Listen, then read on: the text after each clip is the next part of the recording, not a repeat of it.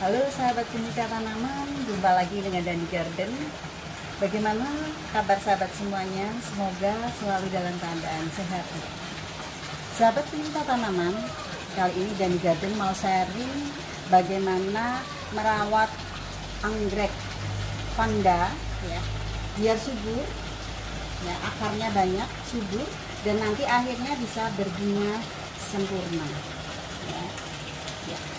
Anggrek vanda ini lain daripada anggrek yang lain ya. Dia agak unik karena apa?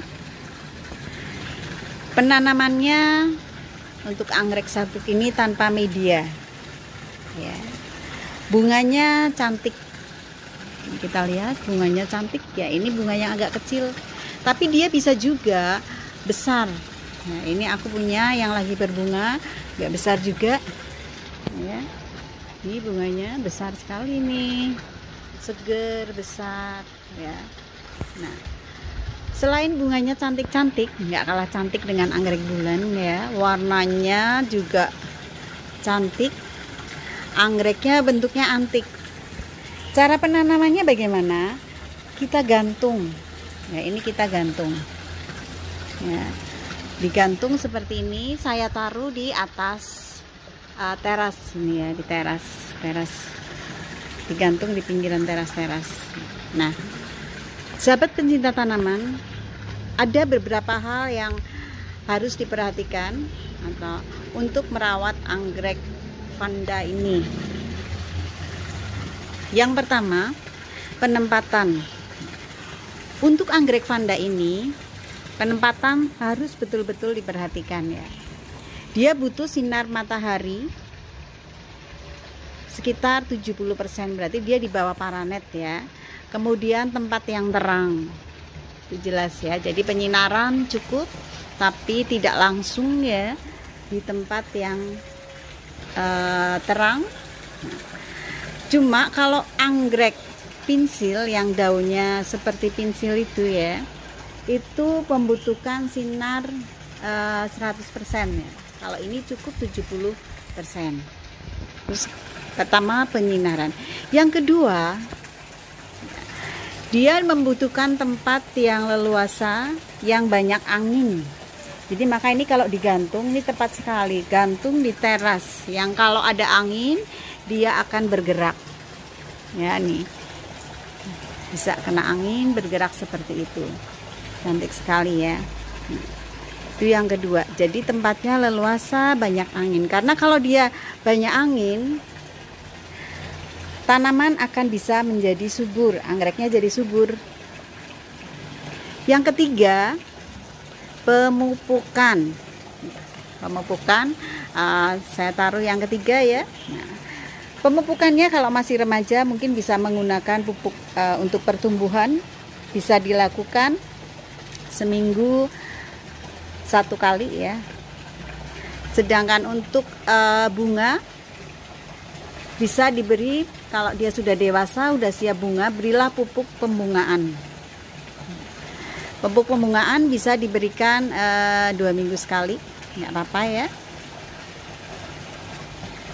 Setelah dipupuk, jangan lupa juga sahabat, yang ketiga adalah yang keempat ya ini ya. Yang keempat adalah memberikan fungisida dan insektisida.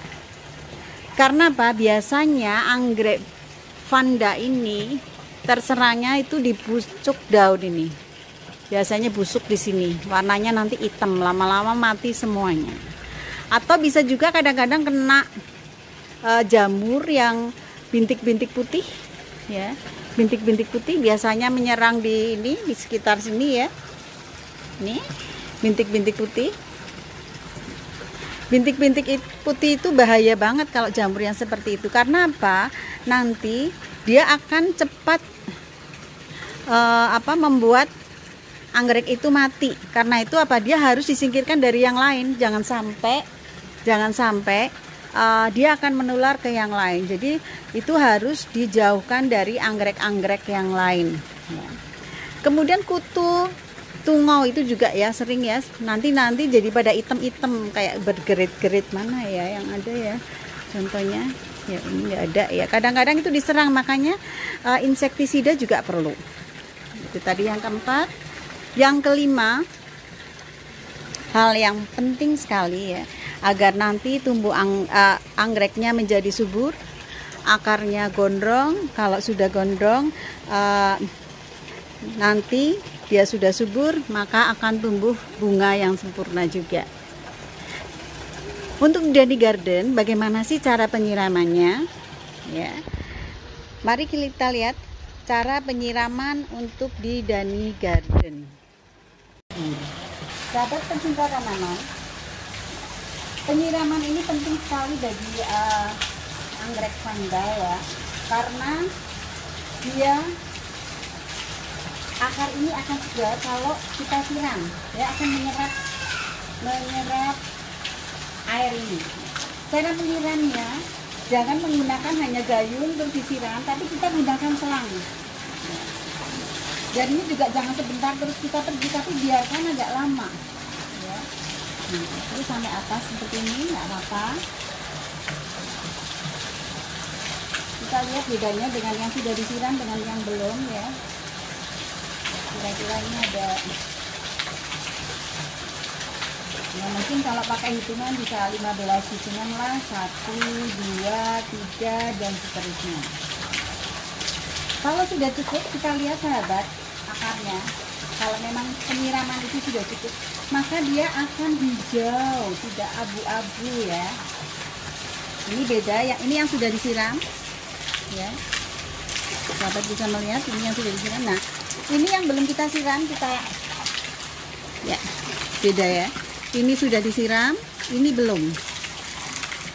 Jadi kalau ini belum disiram, dia warnanya abu-abu, berarti dia ingin disiram. Ini kita siram aja sampai atas, nggak apa-apa.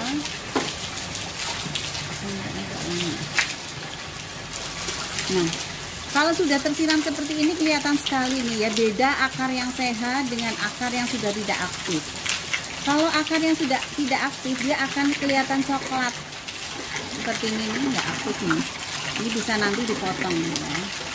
Ini juga kelihatan sekali ya. Nah, ini salah satu cara menyiram ya. Kemudian apabila sahabat mempunyai kolam, kebetulan saya juga punya kolam, yuk kita lihat bagaimana kalau kita punya kolam. Sahabat, ini salah satu kolam yang ada di Dani Garden. Nah, anggrek ini memang vanda ini aku letakkan di atas kolam ya. Kalau punya kolam itu akan lebih baik karena penguapan air juga akan mempengaruhi anggrek tersebut ya, menjadi kesuburan. Nah, cara nyiramnya bagaimana kalau kita punya kolam? Sebetulnya kita ambil saja. Ya, ini belum dicelup jadi kelihatan abu-abu ya, emang sengaja belum saya siram ya. Nah, kita celupkan aja. Nah, kalau kita hanya menyelupkan seperti ini, bisa dilakukan sehari 2 kali. Ya, ini bekas bunga-bunga ya. Atau cara lain yang lebih praktis, sahabat, ini saya rendam. Bisa direndam selama 5 menit. Kita tinggalkan aja, ya, rendam. Terus kita angkat. Nah, kalau dengan cara seperti ini, sehari 1 kali aja udah cukup, sahabat. Ini kita lihat bedanya. Kita sudah rendam, akarnya nampak hijau, sehat, mengembung ya. Nah, ini akar yang tidak aktif ya.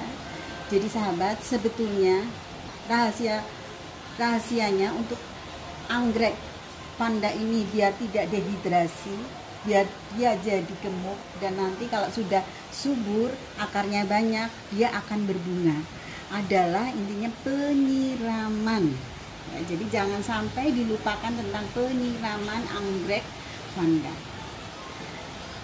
Sahabat pecinta tanaman, itu tadi sharing dari Dani Garden ya. Jangan lupa like dan subscribe-nya. Kalau yang sudah subscribe, terima kasih. Kalau mungkin ini bisa di-sharing ke teman-teman yang lain pecinta tanaman ya. Sampai jumpa lagi dengan Dani Garden, semoga bermanfaat.